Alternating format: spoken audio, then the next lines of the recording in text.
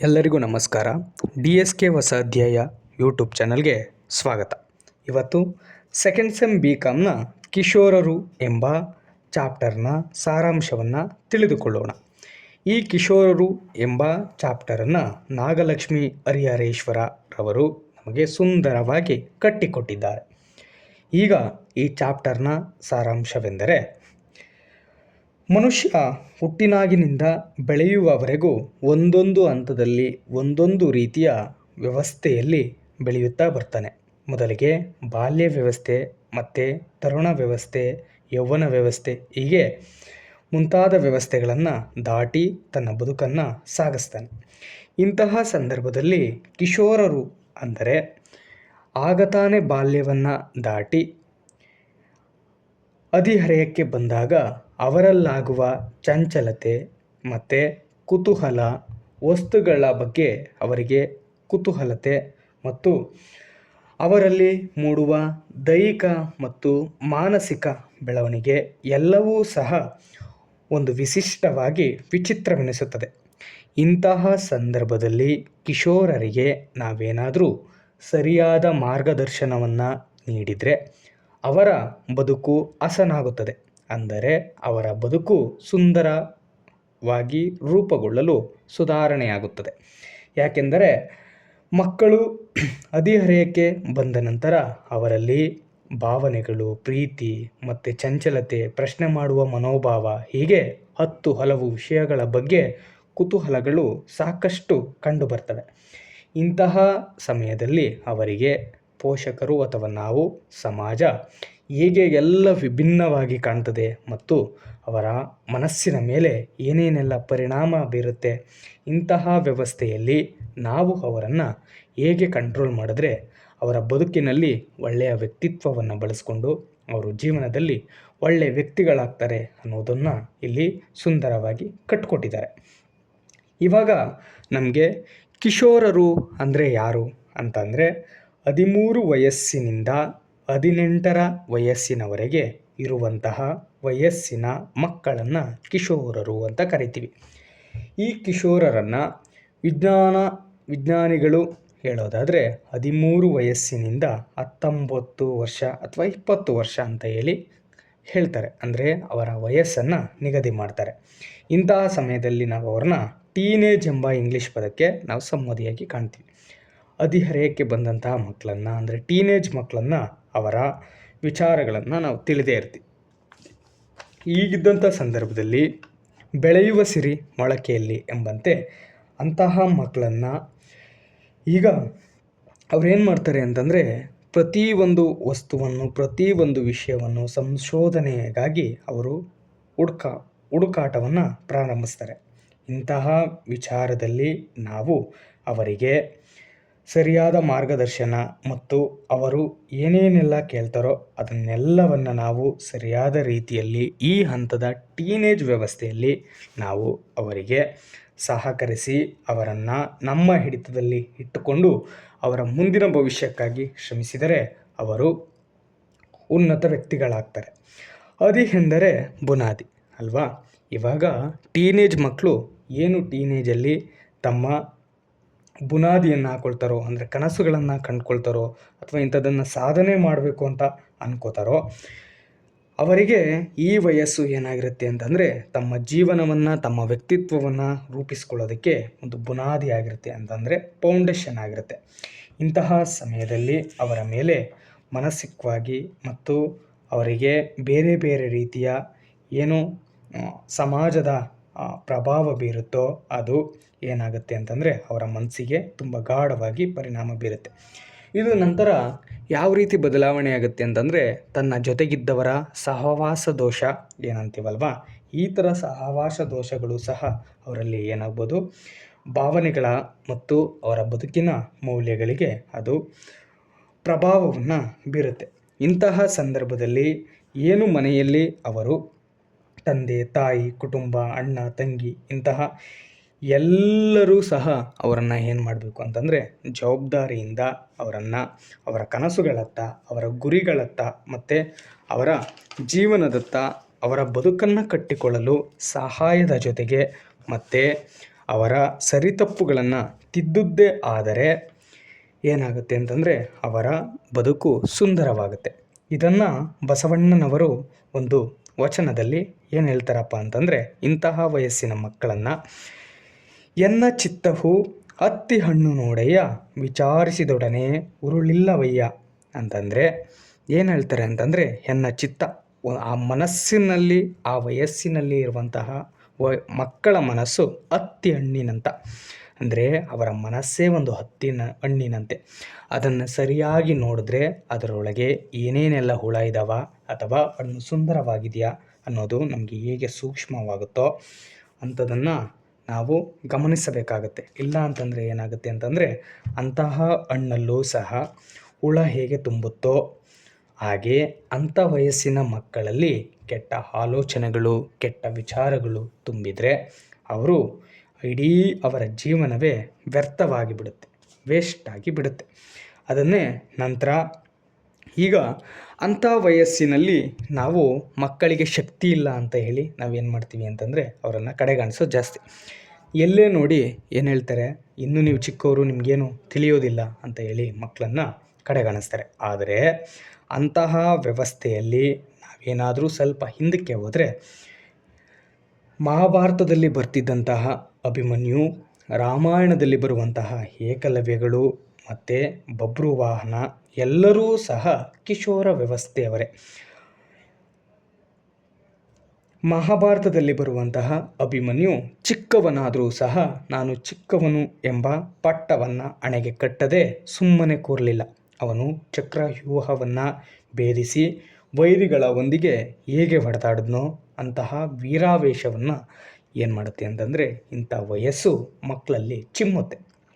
ನಂತರ ಲವಾಕುಶನೂ ಸಹ ಮತ್ತು ಏಕಲವ್ಯ, ಅವನು ಬೆಳೆದಂತಹ ಸುಂದರ ಪರಿಸರದಲ್ಲಿ ಅವನ ತಾಯಿ ಅವನಿಗೆ ಕೊಟ್ಟಂತಹ ಮಾರ್ಗದರ್ಶನ, ಗೈಡ್ಲೈನ್ಸ್ ಅವನನ್ನು ಏನು ಮಾಡುತ್ತೆ ಅಂತಂದರೆ ಅವನ ಇಡೀ ಗುರಿ, ಅವನ ಯೋಜನೆ ಮತ್ತು ಅವನ ಪೂರ್ತಿ ಗುರಿ ಏನಾಗಿತ್ತು ಅಂತಂದರೆ, ನಾನು ನನ್ನ ಗುರಿಯತ್ತಿಗೆ ತನ್ನ ಗಮನವನ್ನು ಬೆಳೆಸ್ಕೊಂಡ್ರೆ ಏನಾಗುತ್ತೆ, ಉತ್ತಮ ಬಿಲ್ಲುಗಾರಿಕೆಯನ್ನು ಪಡಿಬೋದು ಅನ್ನೋದು ಅವನ ಮನಸ್ಥಿತಿ ಆಗಿತ್ತು. ಹೀಗೆ ಇಲ್ಲಿ ತಾಯಿ ಏನು ಮಾಡಿರ್ತಾಳೆ ಅಂತಂದರೆ ಅವನು ಉತ್ತಮವಾದ ಬಿಲ್ಲುಗಾರನಾಗಬೇಕು ಎಂಬ ಮನಸ್ಸಿನಲ್ಲಿ ಬೀಜವನ್ನು ಬಿತ್ತಿರೋದ್ರಿಂದ ಅವನೇನಾಗ್ತಾನೆ ಅಂತಂದರೆ ಇವಾಗಲೂ ಸಹ ಹೆಸರುವಾಸಿಯಾದಂತಹ ಒಬ್ಬ ಪರಾಕ್ರಮಿ ಆಗ್ತಾನೆ. ನಂತರ ಮೊದಲೇ ಆಗಲೇ ಹೇಳಿದಾಗೆ ಇಂಥ ವಯಸ್ಸಿನಲ್ಲಿ ನಾವೇನು ಅಂತೀವಿ ಅಂತಂದರೆ, ಮಕ್ಕಳು ಚಿಕ್ಕವರು ಅವ್ರಿಗೇನು ತಿಳಿಯೋದಿಲ್ಲ ಅಂತೀವಿ.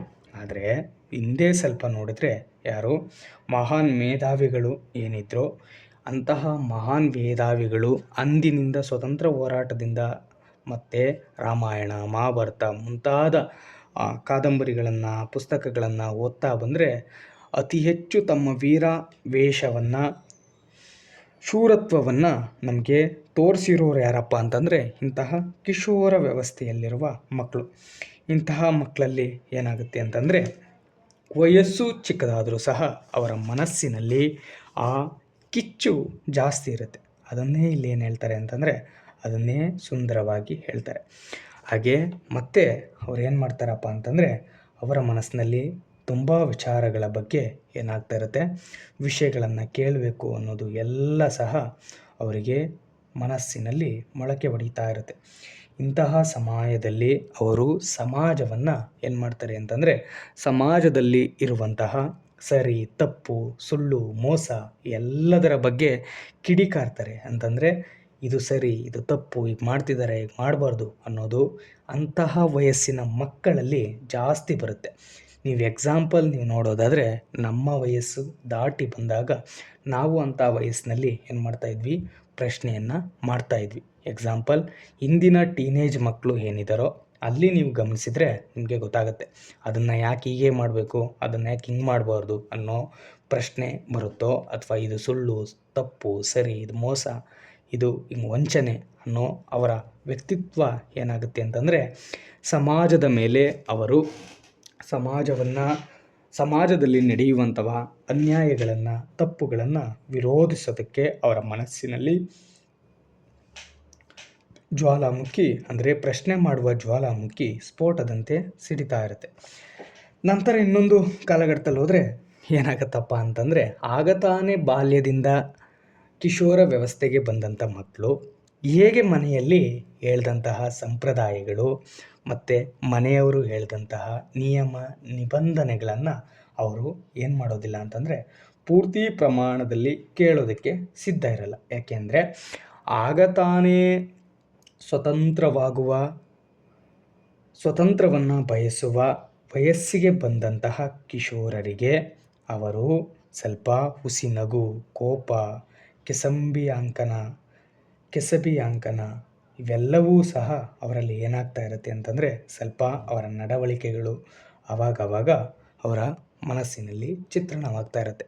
ಇಂತಹ ಸಂದರ್ಭದಲ್ಲಿ ಪೋಷಕರು ಏನಾದರೂ ಹೇಳಿದರೆ ಅಥವಾ ಕುಟುಂಬದವರು ಏನಾದರೂ ಹೇಳಿದ್ರೆ ಅದು ಅವರಿಗೆ ಕಿರಿಕಿರಿ, ಅಲರ್ಜಿ ಮತ್ತು ಇದು ಅವರ ಮನಸ್ಸಿನ ಮೇಲೆ ಏನಾಗುತ್ತೆ ಅಂತಂದರೆ ಅದನ್ನು ಕೇಳೋದಕ್ಕೆ ಅವರು ಸಿದ್ಧ ಆಗಿರೋದಿಲ್ಲ. ನಂತರ ದಿನಗಳಲ್ಲಿ ಅವರಿಗೆ ಇನ್ನೊಂದು ಪ್ರಭಾವ ಬೀರೋದು ಯಾವುದಪ್ಪ ಅಂತಂದರೆ ಉಡುಗೆ ತೊಡುಗೆ.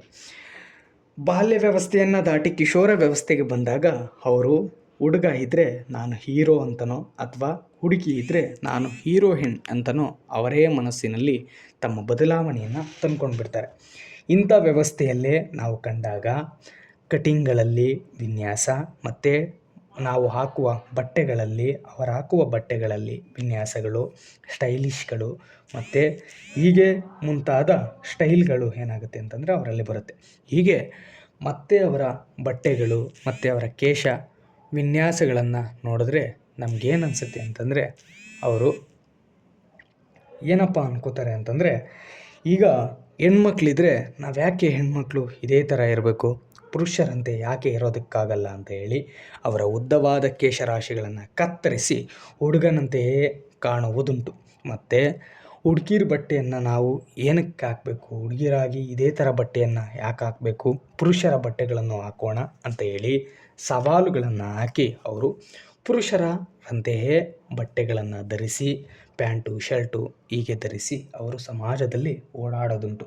ಹೀಗೆ ಇಂತಹ ವ್ಯವಸ್ಥೆಯಲ್ಲಿ ಇಂತಹ ಸೋಷಿಯಲ್ ಸಮಾಜದಲ್ಲಿ ಏನಾಗುತ್ತೆ ಅಂತಂದರೆ ಇಂತಹ ಪ್ರಭಾವಿತ ವಸ್ತುಗಳು ಅವರ ಮನಸ್ಸಲ್ಲಿ ಬೀರುತ್ತೆ. ಹೀಗಾಗಿ ನೋಡೋರ ಕಣ್ಣಿಗೆ ಅಥವಾ ಸಮಾಜಕ್ಕೆ ಹೆಂಗೆ ಕಾಣುತ್ತೆ ಅಂತಂದರೆ ಅದೊಂಥರ ಹಾಸ್ಯವಾಗಿ ಕಂಡರೂ ಅದೊಂಥರ ವಿಭಿನ್ನವಾಗಿ ಕಾಣುತ್ತೆ. ಯಾಕೆಂತಂದರೆ ಹುಡುಗರ ಥರ ಬದಲಾವಣೆಯನ್ನು ತರೋದಕ್ಕೆ ಹೋದಾಗ ಇದರಲ್ಲಿ ಹುಡುಗ ಯಾರು, ಗಂಡು ಯಾರು, ಹೆಣ್ಣು ಅನ್ನುವ ಗೊಂದಲಗಳು ಹೇಗೆ ಸೃಷ್ಟಿಯಾಗುತ್ತೋ ಹಾಗೆ ಅವರಲ್ಲಿ ಈ ಬಟ್ಟೆಗಳು ಮತ್ತು ಉಡುಗೆ ತೊಡುಗೆಗಳು, ಕೇಶ ವಿನ್ಯಾಸಗಳು ಮತ್ತು ಸ್ಟೈಲ್ಗಳು ಎಲ್ಲವೂ ಸಹ ಏನಾಗ್ತವೆ ಅಂತಂದರೆ ಬದಲಾವಣೆ ಆಗ್ತವೆ. ನಂತರ ಕಿಶೋರ ವ್ಯವಸ್ಥೆಗೆ ಅತಿ ಮುಖ್ಯವಾಗಿರೋದು ಏನಪ್ಪ ಅಂತಂದರೆ ಕುಟುಂಬದವರ ಸಾನ್ನಿಧ್ಯ. ಏನಿದು ಕುಟುಂಬದವರ ಸಾನ್ನಿಧ್ಯ ಅಂತಂದರೆ, ಪುರುಷ ಅಕ್ಕ, ತಂಗಿ ಮತ್ತು ಚಿಕ್ಕಮ್ಮ, ದೊಡ್ಡಮ್ಮ ಈ ಥರ ಕುಟುಂಬದಲ್ಲಿ ಬೆಳೆಯೋದ್ರಿಂದ ಮತ್ತು ಮಹಿಳೆ ಅಥವಾ ಹುಡುಗಿ ಅಣ್ಣ, ತಮ್ಮ, ದೊಡ್ಡಪ್ಪನ ಮಗ, ಚಿಕ್ಕಪ್ಪನ ಮಗ ಈ ಥರ ಪುರುಷ ಕುಟುಂಬದಲ್ಲಿ ಬೆಳೆಯೋದ್ರಿಂದ ಏನಾಗುತ್ತೆ ಅಂತಂದರೆ ಅವರಲ್ಲಿ ಕೆಟ್ಟ ಆಲೋಚನೆಗಳು, ಕೆಟ್ಟ ಮನಸ್ಥಿತಿಗಳು ಹುಟ್ಕೊಳ್ಳೋದಕ್ಕೆ ಸಾಧ್ಯ ಆಗೋದಿಲ್ಲ.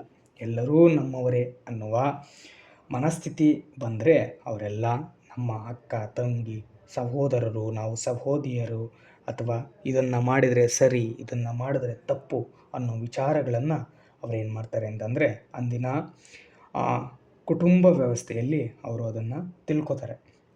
ಇಲ್ಲ ಅಂದರೆ ಏನಾಗುತ್ತೆ ಅಂತಂದರೆ ಕೆಲವರು ಹುಡುಗಿಯರ ಬಗ್ಗೆ ಸರಿಯಾದ ಮಾಹಿತಿ ಇಲ್ಲದೆ ಅವರ ಮೇಲೆ ತಪ್ಪು ಮಾಹಿತಿಗಳನ್ನು ಸೃಷ್ಟಿ ಮಾಡೋದು ಅಥವಾ ತಪ್ಪಾಗಿ ಅವರನ್ನು ನೋಡೋದು ಈ ಥರ ಸಮಸ್ಯೆಗಳು ಹುಟ್ಕೊಳ್ಳುತ್ತೆ. ಮತ್ತು ಹುಡುಗಿರು ಅಷ್ಟೇ, ಹುಡುಗರ ಅರ್ಥ ಮಾಡ್ಕೊಳ್ದೇ ಇರೋದು ಮತ್ತು ಅವರನ್ನೂ ಸಹ ನಾವು ತಪ್ಪಾಗಿ ಕಾಣೋದು, ತಪ್ಪಾಗಿ ಅವರನ್ನು ನೋಡೋದು ಇವೂ ಸಹ ಹೀಗಾಗುತ್ತೆ. ಹಂಗಾಗಿ ಇಂಥ ವ್ಯವಸ್ಥೆಯಲ್ಲಿ ನಮಗೇನಾಗಬೇಕಪ್ಪ ಅಂತಂದರೆ ಅವರು ಮನೆಯವರೊಂದಿಗೆ ಸಾನ್ನಿಧ್ಯದಲ್ಲಿ ಬೆಳೆದ್ರೆ ಅಲ್ಲಿ ಅಣ್ಣ, ತಂಗಿ, ಅಪ್ಪ, ತಮ್ಮ ಎಲ್ಲರ ಬಾಂಧವ್ಯದಿಂದ ಬೆಳೆದಿರೋದ್ರಿಂದ ಮಕ್ಕಳು ಏನಾಗ್ತಾರೆ ಅಂತಂದರೆ ಮುಂದೆ ಒಳ್ಳೆಯ ವ್ಯಕ್ತಿಗಳಾಗಿ ಸಮಾಜದಲ್ಲಿ ರೂಪುಗೊಳ್ತಾರೆ. ಹೀಗೆ ನಂತರ ಇನ್ನೊಂದು ಹಂತ ಯಾವುದಪ್ಪ ಅಂತಂದರೆ ಅವರಲ್ಲಿ ಹುಡುಗಾಟಗಳು, ತುಂಟಾಟಗಳು ಮತ್ತು ಒಮ್ಮೊಮ್ಮೆ ಸಿಟ್ಟು, ಒಮ್ಮೊಮ್ಮೆ ಕೋಪ ಮತ್ತು ಇನ್ನೊಮ್ಮೆ ಮುನಿಸು ಮತ್ತು ಇನ್ನೊಮ್ಮೆ ಹಠಗಳು ಅವರನ್ನು ಏನು ಮಾಡ್ತವೆ ಅಂತಂದರೆ ಪ್ರೇರೇಪಿಸ್ತವೆ. ಎಕ್ಸಾಂಪಲ್ ನೀವು ನೋಡಿದರೆ, ಒಂದು ಹೆಣ್ಮಗಳು ಮನೇಲಿದ್ದರೆ ಅವಳು ರಬಾಜಿಯಾಗಿ, ಬಜಾರಿಯಾಗಿ ಮತ್ತು ಕುಟುಂಬದವರ ಮೇಲೆ ಕೋಪ ಮಾಡಿಕೊಂಡ್ರೆ ಮತ್ತೆ ಅವಳು ತನ್ನ ಹೆತ್ತವರ ಮೇಲೆ, ತನ್ನ ತಾಯಿಯ ಮೇಲೆ, ತನ್ನ ತಂದೆಯ ಮೇಲೆ ವಾತ್ಸಲ್ಯವನ್ನು ಬೀರ್ತಾಳೆ, ಮತ್ತು ಪ್ರೀತಿಯನ್ನು ತೋರ್ತಾಳೆ, ಮತ್ತು ಮಮತೆ ಕರುಣೆಯನ್ನು ತೋರ್ತಾಳೆ. ಹೀಗೆ ಮಗನಾದರೂ ಅಷ್ಟೇ ಸಹ ಅಂಥ ವಯಸ್ಸಿನಲ್ಲಿ ಪುರುಷರು ಏನು ಮಾಡ್ತಾರೆ ಅಂತಂದರೆ ಆ ಸಮಯಕ್ಕೆ ತಮ್ಮ ಸಿಟ್ಟನ್ನು ತೋರಿಸಿದ್ರು ಸಹ ಅದು ನಂತರ ದಿನಗಳಲ್ಲಿ ಗೊತ್ತಾದಾಗ ಏನು ಮಾಡ್ತಾರೆ ಅಂತಂದರೆ ಮನೆ ಅಪ್ಪ ಅಮ್ಮನ ಮೇಲೆ ಅವರು ನಿಧಾನವಾಗಿ ಪ್ರೀತಿ ತೋರಿಸುವ ಜೊತೆಗೆ ಕರುಣೆಯನ್ನು ತೋರಿಸ್ತಾರೆ. ಹೀಗೆ ಅವ್ರು ಏನು ಮಾಡ್ತಾರಪ್ಪ ಅಂತಂದರೆ ಇಂತಹ ವಯಸ್ಸಿನಲ್ಲಿ ಅವರು ಹುಡುಗಾಟ ತುಂಟಾಟಗಳು ಇರೋದರಿಂದ ಅವ್ರು ಏನು ಮಾಡ್ತಾರಪ್ಪ ಅಂತಂದರೆ ಒಮ್ಮೊಮ್ಮೆ ಎಷ್ಟೇ ಕೋಪ, ಎಷ್ಟೇ ಜಗಳ ಏನೇ ಆದರೂ ಸಹ ಮನೆಯವರೊಂದಿಗೆ ಅವರು ಮನೆಯಲ್ಲಿನ ವಿಚಾರಗಳನ್ನು ಕೇಳೋದು ಮತ್ತು ಪ್ರೀತಿ, ವಾತ್ಸಲ್ಯ, ಮಮತೆ ಇದಕ್ಕೆಲ್ಲ ಅವರು ಸ್ಪಂದಿಸೋದು, ಮನೆಯವರ ಕಷ್ಟವನ್ನು ಅರ್ಥ ಮಾಡ್ಕೊಳ್ಳೋದು, ಇವೆಲ್ಲವೂ ಸಹ ಇಲ್ಲಿ ಈ ಹಂತದಲ್ಲಿ ನೋಡ್ಬೋದು. ಹೀಗೆ ಮುಂದೆ ನಾವು ಹೋಗ್ತಾ ಹೋಗ್ತಾ ಇನ್ನೊಂದು ಏನಪ್ಪ ಅಂತಂದರೆ ಇನ್ನೊಂದು ಹಂತ ಯಾವುದಪ್ಪ ಅಂತಂದರೆ ಅಟ್ರ್ಯಾಕ್ಷನ್. ಇದು ಎಲ್ಲರಿಗೂ ಸಹ ಪ್ರಮುಖ ಆಗಿದೆ. ಯಾಕೆ ಅಂತಂದರೆ ಅಂತಹ ವಯಸ್ಸಿನಲ್ಲಿ ಏನಾಗಿರುತ್ತೆ ಅಂತಂದರೆ ಮನಸ್ಸು ಚಂಚಲತೆವಾಗಿರೋದ್ರಿಂದ ಅದು ಯಾರ ಮೇಲಾದರೂ ಸಹ ಅಟ್ರ್ಯಾಕ್ಷನ್ ಆಗುವ ಸಾಧ್ಯತೆಗಳಿರ್ತವೆ. ಹಂಗಾಗಿ ಆ ವಯಸ್ಸು ಏನು ಆ ಟೀನೇಜ್ ಇರುತ್ತೋ ಅದನ್ನು ದಾಟುವವರೆಗೂ ನಮ್ಮ ಮನಸ್ಸನ್ನು ಏನು ಮಾಡಬೇಕು ಅಂತಂದರೆ ಕಂಟ್ರೋಲ್ ಮಾಡಬೇಕು. ಇಲ್ಲ ಅಂತಂದರೆ ಏನಾಗುತ್ತೆ ಅಂತಂದರೆ ಅದು ತಪ್ಪು ದಾರಿಗೆ ನಮ್ಮನ್ನು ಎಳ್ಕೊಂಡು ಹೋಗುತ್ತೆ. ಹೀಗೆ ಆಗೋದ್ರಿಂದ ಏನಾಗುತ್ತೆ ಅಂತಂದರೆ ಆ ವಯಸ್ಸಿನಲ್ಲಿ ನಮ್ಮದೇ ಸರಿ, ನಮ್ಮದೇ ತಪ್ಪು ಅನ್ನೋ ಮೈಂಡ್ಸೆಟ್ಟಿಂದ ನಾವೇನಾದರೂ ಮದುವೆ ವಿಚಾರಗಳು, ಇನ್ನು ಬೇರೆ ಬೇರೆ ವಿಚಾರಗಳಿಗೆ ನಾವೇನಾದರೂ ಸ್ಪಂದನೆ ಕೊಟ್ಟು ಅದಕ್ಕೆ ಸೇರಿದರೆ, ಅದನ್ನು ಅವಲಂಬನೆ ಮಾಡಿದ್ರೆ ನಮ್ಮ ಮುಂದಿನ ಜೀವನ ಏನಾಗುತ್ತೆ ಅಂತಂದರೆ ಕಷ್ಟ ಆಗುತ್ತೆ. ಯಾಕೆ ಟೀನೇಜ್ ಅನ್ನೋದೇ ಏನಪ್ಪ ಅಂತಂದರೆ ಅಟ್ರ್ಯಾಕ್ಷನ್ ಮಾಡೋದು. ಹೀಗೆ ಅಂತಹ ಸಮಾಜದಲ್ಲಿ ನಾವೇನು ಮಾಡಬೇಕು ಅಂತಂದರೆ ಮಕ್ಕಳಿಗೂ ಸಹ ಮನೆಯವರು ಏನು ಮಾಡಬಾರ್ದು ಅಂತಂದರೆ ಆ ಏಜು ಮುಗಿಯುವವರೆಗೂ ಮನೆಯವರು ಅವ್ರಿಗೆ ಬೆದರಿಕೆ ಹಾಕೋದು, ಮದುವೆ ಆಗು ಅಥವಾ ನೀವು ಮದುವೆ ಆಗಲಿಲ್ಲ ಅಂದರೆ ಹಿಂಗೆ ಮಾಡ್ತೀನಿ, ಹೆಂಗೆ ಆಡ್ತೀನಿ ಅನ್ನೋ ಪ್ರೆಝರ್ನ ಮಕ್ಕಳಲ್ಲಿ ತರಬಾರ್ದು. ಯಾಕೆ ಅಂತಂದರೆ ಅದನ್ನು ತಂದಾಗ ಅವರೇನಾದರೂ ಅದಕ್ಕೆ ಒಪ್ಪಿ ಮದುವೆಗಳನ್ನಾದರೆ ಮುಂದೆ ಏನಾಗುತ್ತೆ ಅಂತಂದರೆ ಅವರು ದೈಹಿಕವಾಗಿ, ಮಾನಸಿಕವಾಗಿ ಅವರು ಖಿನ್ನತೆಗೆ ಒಳಗಾಗ್ತಾರೆ. ಅಂತಂದರೆ ಕಿರಿಕಿರಿಗೆ ಒಳಗಾಗಿ ತಮ್ಮ ಜೀವನವನ್ನು ಅವ್ರೇನು ಮಾಡ್ಬೋದು ಅಂತಂದರೆ ಹಾಳನ್ನು ಮಾಡ್ಕೊಬೋದು. ಇವಾಗ ಲಾಸ್ಟು ಏನು ಹೇಳ್ತಿದ್ದಾರೆ ಅಂತಂದರೆ ಕವಿ ಕವಯತ್ರಿ ನಮ್ಮ ಜೀವನದಲ್ಲಿ ನಮ್ಮ ಕಿಶೋರ ವ್ಯವಸ್ಥೆಯಲ್ಲಿ ಆಡಿದಂತಹ ಆಟಗಳು, ಮಾಡಿದಂಥ ಊಟಗಳು, ಆದಂತಹ ಸ್ವಾದ ಮತ್ತು ಏನೇನೆಲ್ಲ ನಮ್ಮ ಜೀವನದಲ್ಲೂ ಸಹ ನಾವು ಅದನ್ನು ತೊಡಗಿಸ್ಕೊಂಡು ಬಂದಿದ್ವಿ ಅನ್ನೋದನ್ನು ಇದರಲ್ಲಿ ಮತ್ತೆ ಮೆಲುಕಾಕುವ ಒಂದು ಸುಂದರವಾದ ಚಾಪ್ಟರನ್ನು ಇಲ್ಲಿ ನಮಗೆ ಕಟ್ಟಿಕೊಟ್ಟಿದ್ದಾರೆ. ಇಷ್ಟು ಈ ಕಿಶೋರರು ಎಂಬ ಚಾಪ್ಟರ್ನ ಸಾರಾಂಶ ಆಗಿದೆ.